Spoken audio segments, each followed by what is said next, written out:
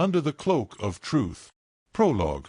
In the heart of old Barcelona, in a villa hidden by old cypresses and walls of reddish stone, lived one of the most respected and mysterious families in Spain, the de la Vega family, name spoken with admiration, but also with fear in certain circles. La Vega was not just a family, it was a legacy, a story written with blood, love, honor, and silences heavy as lead.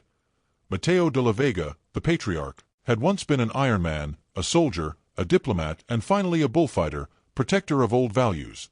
His wife, Isabel, had been a devastating beauty of the Madrid theatrical scene and then the pillar of a family built on devotion and discretion. Together, they built not just a house, but a dynasty that had its own rules, some written, others transmitted through looks and silent gestures. Javier was not their only son. He was raised in this universe of rules and nobility, man raised to lead, but also to love. His heart, however, did not truly beat until the day he shouted in the street of Rome, "I love you, my rose." Blio.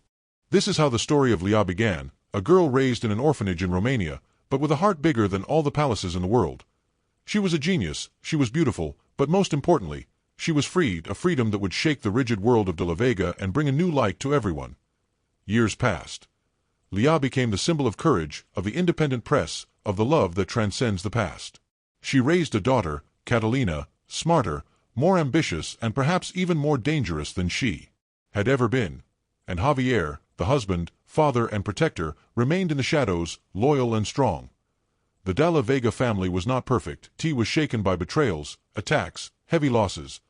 But it was never defeated.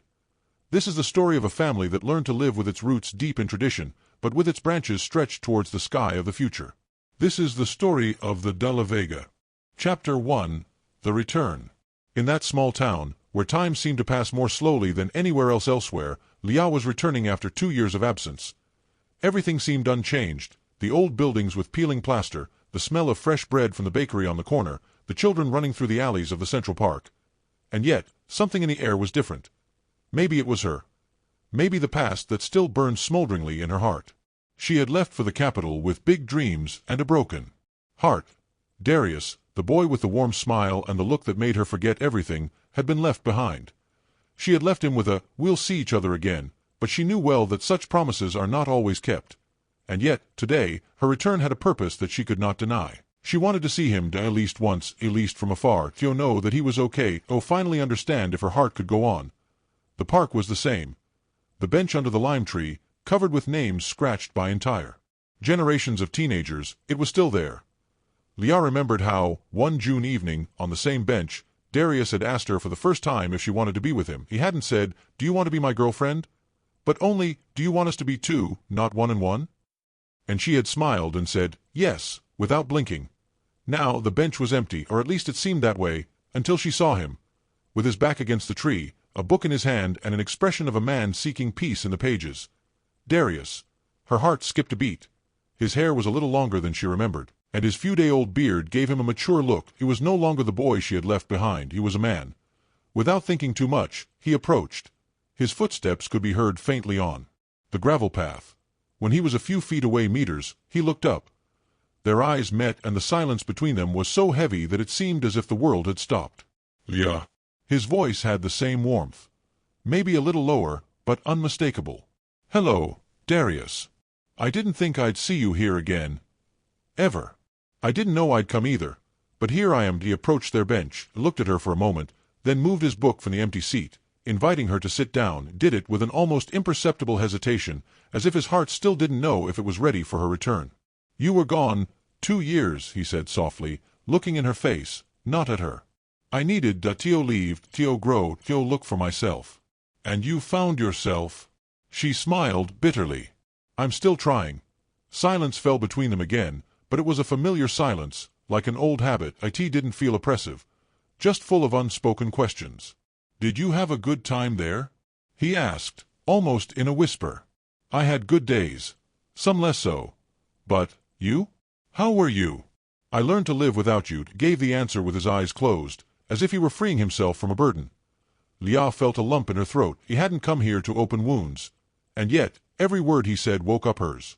"Darius, if I came here today, it's not just a coincidence." He looked at her directly for the first time then, and his brown eyes pierced her to the very soul. "I know. I wanted to see you. To understand if if there's anything else. And I don't know, he laughed briefly. It was a bitter, tired laugh. Then let me ask you something, Lia. Just once. She nodded her head slightly. Say. Darius leaned slightly towards her. Not too close, but enough so that his voice was just for her. Kiss me one last time and then look into my eyes. Lia felt the air stop around her. That moment had the weight of an end, but also the sweetness of a beginning. It wasn't just a request, it was a verdict, a last chance to feel what had once been between them. And, his heart trembling, he leaned down and touched her lips. It was a slow, melancholy, but deep kiss that contained all their tears, hopes and silences. When she pulled away, Darius gently lifted her chin with 2 fingers and sought her gaze.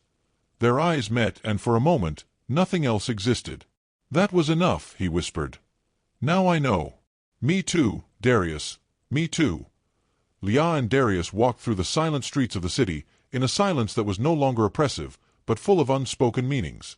Their hands did not touch, but their bodies maintained a careful closeness, as if each step had been an unspoken question, can we still love each other? Hidden between their breaths. Arriving in front of the apartment building where he lived, Darius looked at her briefly, questioningly. Do you want to go up? Lia nodded without hesitation. Not because she didn't know what was coming next, but precisely because she did. Because she had silently wanted this for too long.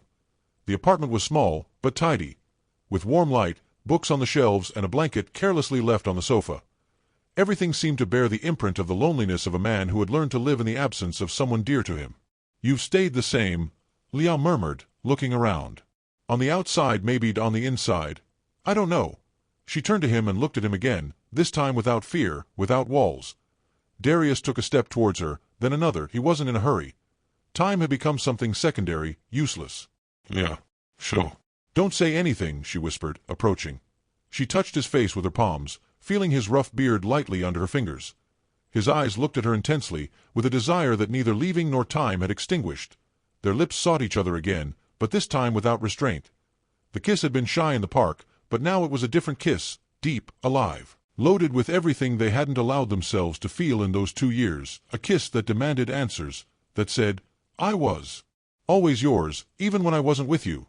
Darius touched her shoulders, and Lia flinched slightly.